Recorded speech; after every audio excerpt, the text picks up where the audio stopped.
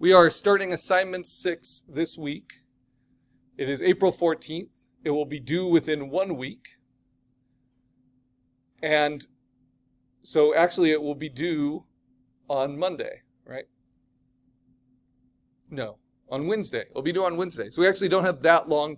We talked about it briefly at the end of last class, so we've had a week since then.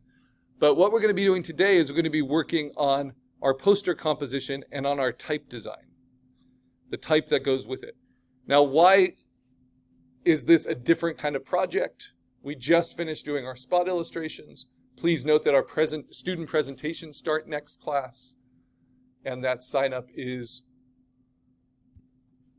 an order for which day presenting and all that is in the assignment, so be aware. But we're going to go now to our type design unit. So we go to unit modules.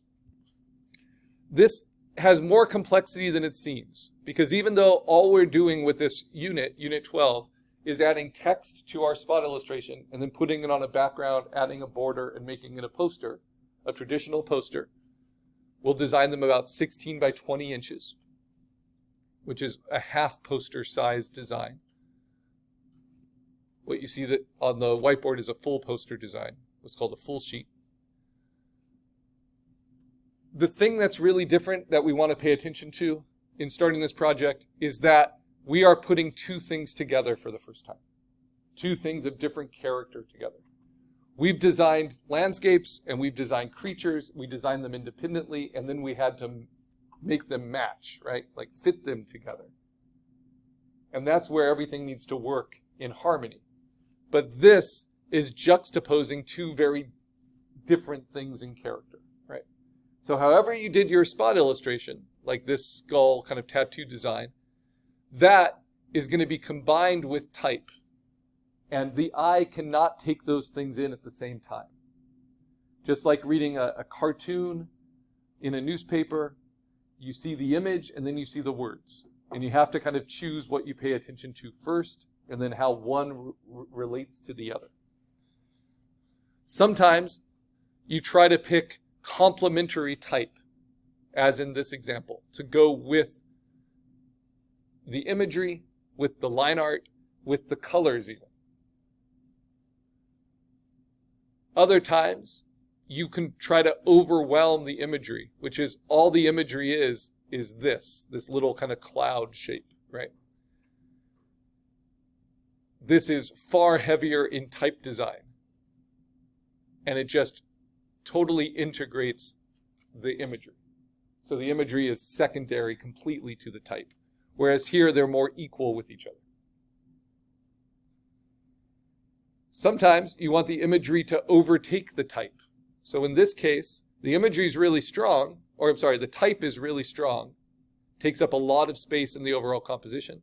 But by hiding it behind the imagery, it makes it secondary and makes you have to decode it, work a little bit harder to read it.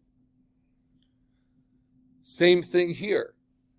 The imagery takes foreground to it, not because the type is small and not because it's hidden behind, but because the type is harder to read.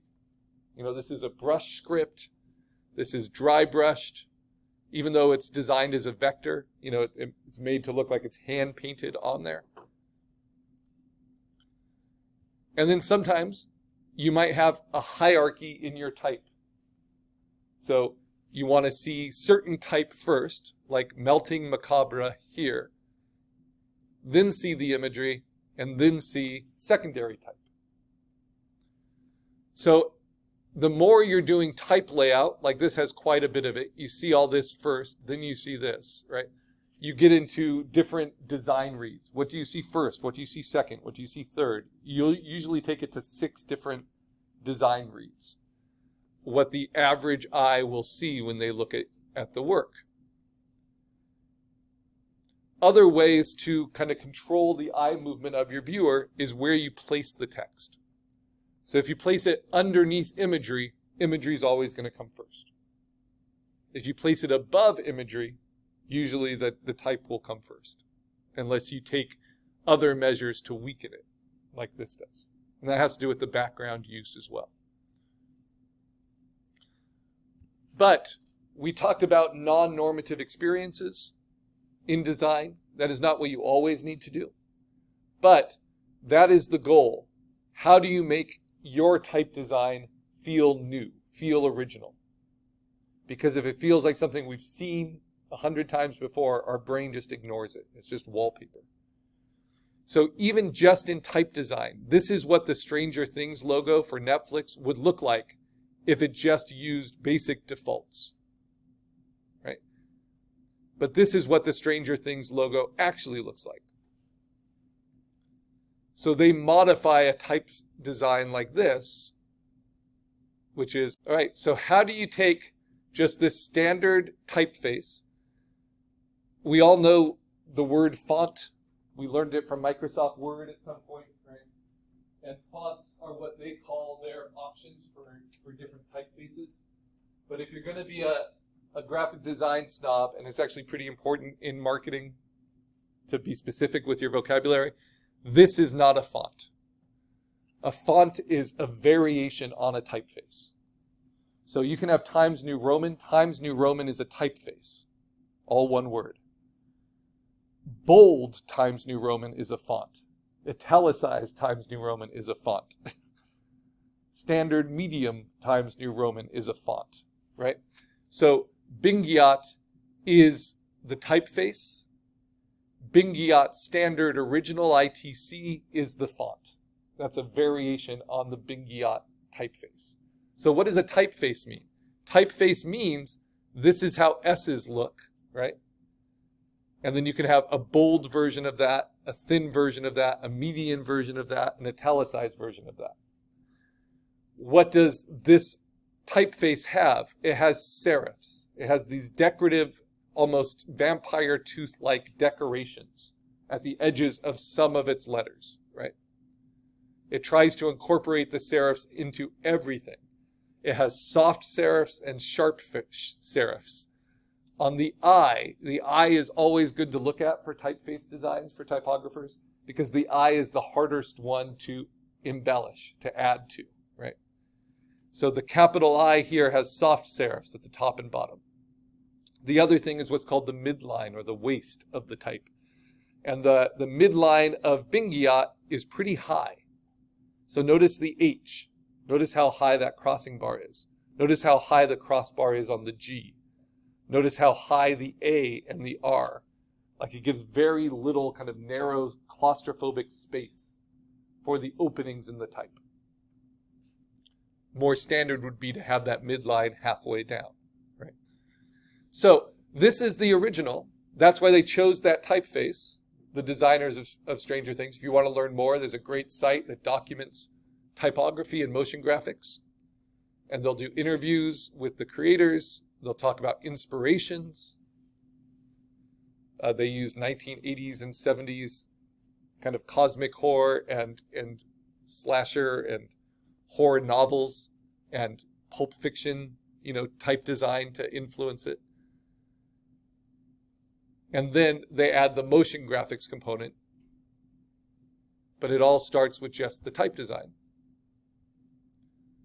So they used this typeface, but then to make it feel non-normative, to not look like all of those old book jackets from the 80s, even though it suggests that time period, they do something crazy to it. They make it harder to read.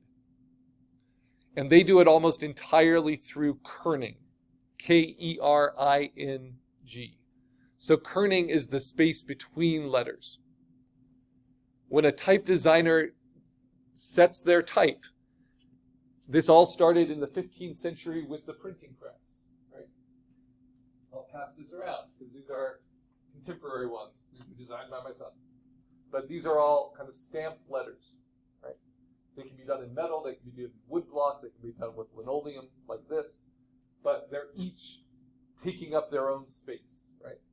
Because on a traditional lettering press, you have to put in each letter, and you obviously can't make them overlap.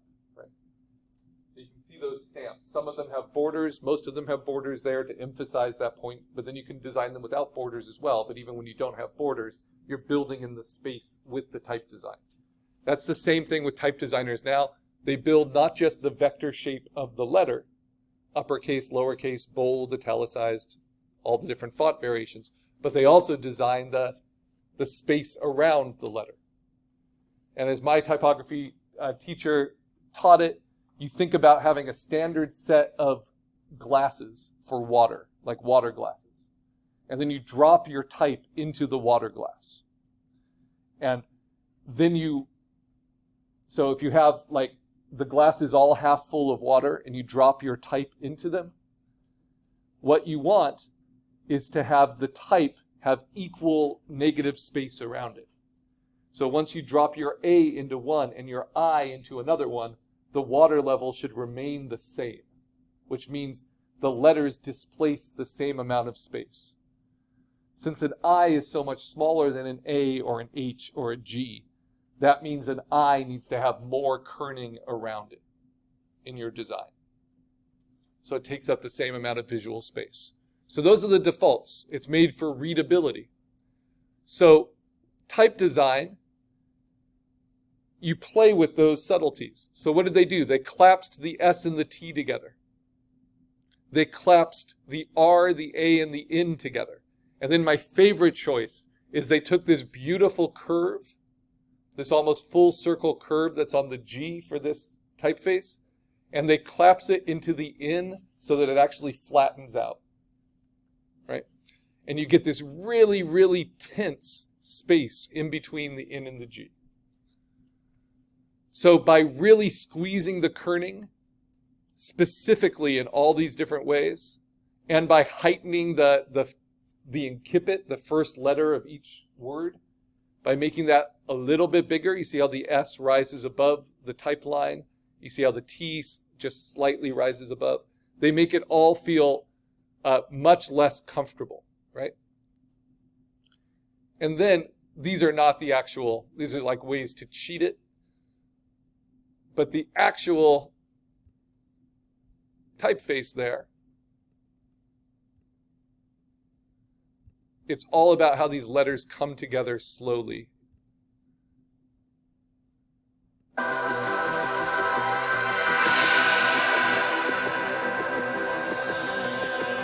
And then to get the weird lighting, so it doesn't look normal, like glowing letters, they actually had a flashlight, like by hand, kind of flickering behind it, like an old horror movie in the woods, right? So its readability is actually hurt a little bit, which is unusual for type and title design, but it gives you that tension. And that's the whole point.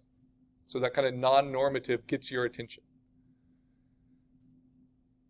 And then they have to integrate it with the illustration, right? So now you have your type design that the digital artists, in this case it's Kyle Lambert that does their key art, has to integrate it into their poster design, right?